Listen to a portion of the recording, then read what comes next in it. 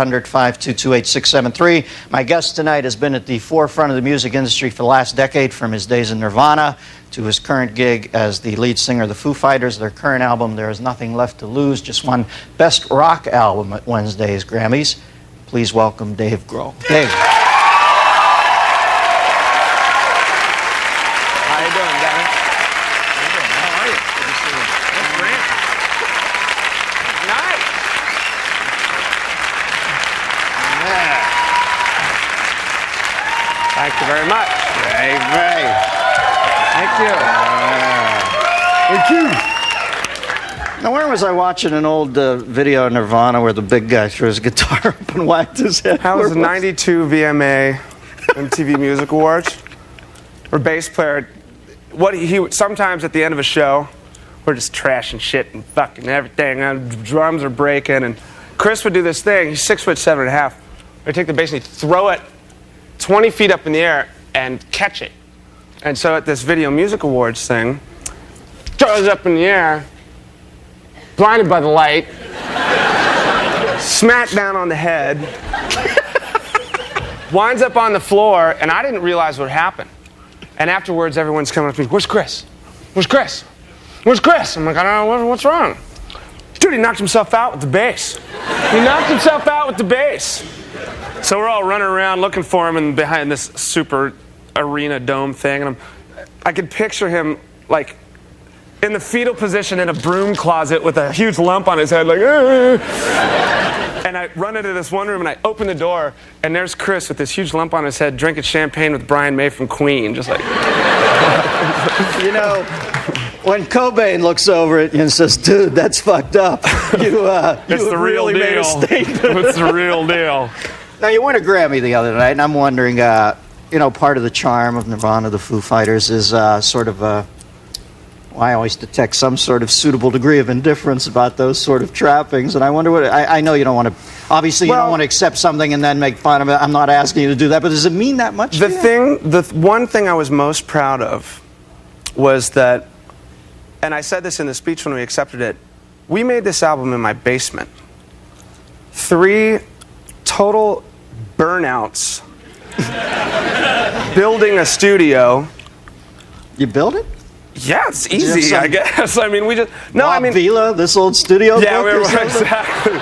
No, we just kind of winged it. You know, we had people from Los Angeles telling us, no, you don't want to build your own studio. Like, you're gonna make the White Album. We're never gonna see you again, and all this shit.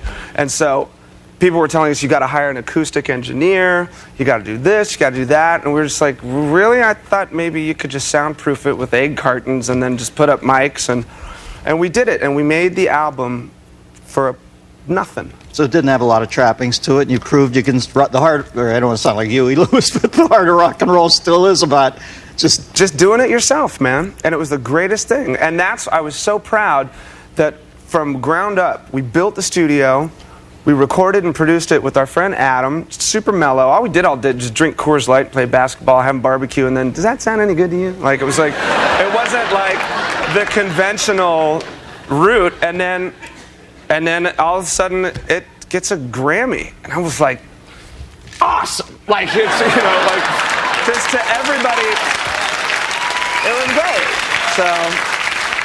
But you know, you watch these shows anymore, and there's not much rock and roll left. I mean, there's a lot of little niche markets, but I'm saying actual rock and roll. I was thanking God that night that at least Bono and them got out there and still, you know, rocked. Well, I think that rock music is still alive, although, you know, things go in cycles where rock music can be the biggest thing in the world because people they feel the need to have a human connection with the artist. Like, wow, that guy looks like the dude who pumps gas at the Texaco down the street from my house, you know?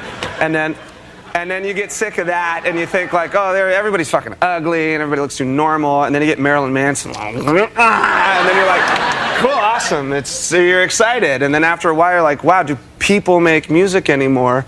And then some kid pops out of his garage making music that means something. So I think right now what's happening is we're kind of in this Vegas showboat limbo, you know, where you don't go to a show to see a band, You don't go to a show to see like a concert. You go to a show to see like Phantom of the Opera. You know, it's like you go. It's Andrew Lloyd Webber rock. There you go. Sort of. Well, talking about that human connection and the kid at the Texaco station, it would seem to me that the industry is in an odd, dangerous place because I think they have that connection again with Napster. I think kids are out there thinking, hey, for once we're not getting screwed, we're kind of getting let in, and this is cool. I talk to kids, they can't believe it. My son's young friends that they could actually, and now, I thought that Lars guy was taking a big, dangerous step. Now, you got to admire him for following his heart, but it's a pretty dangerous step to disconnect from those kids. I think that the thing about music is that music should be available to anybody that wants to hear it. I think that there should be no such thing as a price tag on music. Okay, maybe there's a price tag on the package that you buy. You pay $13 for a CD, you get the artwork, you get the jewel box, you get the friggin' sticker, you get the whole nine, whatever. But I don't want to turn on my fucking radio and have to put a nickel in it to hear Metallica. Like, I don't want to have to pay to hear music. Like, I mean, and you know what? I understand where some people come from when they say Napster is taking money away from me. Napster is hurting my lifestyle, or Napster is, I don't have food in my refrigerator because Napster's got my song all over the internet. No one will buy my demo tape. But you know what? When it's someone that sold 50 million records and they got 50 million fucking dollars and they're bitching about pennies, fuck you, man. There you go. Okay. And I mean, I'm fortunate. Like, I am lucky enough, I am fortunate enough to have been in a band or two that actually make a living, So, thank you very much. Now listen, I can tell you, I don't see you drumming as much now, but I can tell you they still have the drum chops because every time you make a salient point, you hit that bass pedal. They're flams, dude. We've got a phone call for you. We've got line 3, Charles from College Point, New York. Charles? Yeah, I just wanted to ask if someone like Elton John can embrace somebody like Eminem, how come everybody else has such a problem with him? How come everyone has a problem with Elton John? No, with Eminem. Fucking Tiny Dancer, man.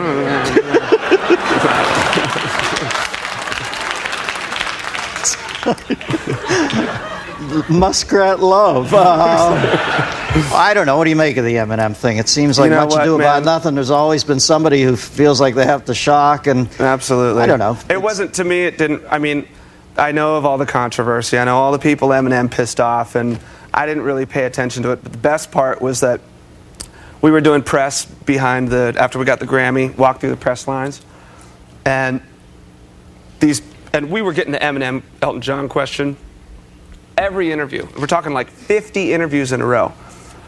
And I said to the guy before we went on to do the interview, I said, man, if they fucking ask me that Eminem Elton John thing, I swear to God, I'm gonna smack somebody. This is insane. Like, do you think I give a shit? Like, I can understand, like, what Quincy Jones. What do you think, Quincy? Well, I think, me, it's like, fucking, I don't give a shit. But anyway, they said the people who were, like, getting the artists ready to step up to the interview platform, I said, if someone asked me that question, I'm gonna freak. And they said, what's the best was the gospel groups would go up, and the journalists would ask them, do you think Eminem's gonna go to hell? They actually asked these questions to some of the gospel artists. Yeah, it's those incongruous. So that's more interesting. Charlie? He's gone. Well, I think Eminem's going straight to fucking hell. And Johnny from Hermitage, Tennessee. What's your question, John? Hey, what do you think? Dennis, I want to say I love your show, and David, I love your music, man. It's really cool. Thanks, Johnny. And my question was... Johnny's a cool name. Johnny, you're rad, man. All right, dude. What's up, Johnny? Well, my question sort of, changed because of some of the topics you brought up. So what do you feel has made a lot of the music styles mesh together like they have? Did you get that? All right, Johnny, good talking to you. Well, listen, I don't know.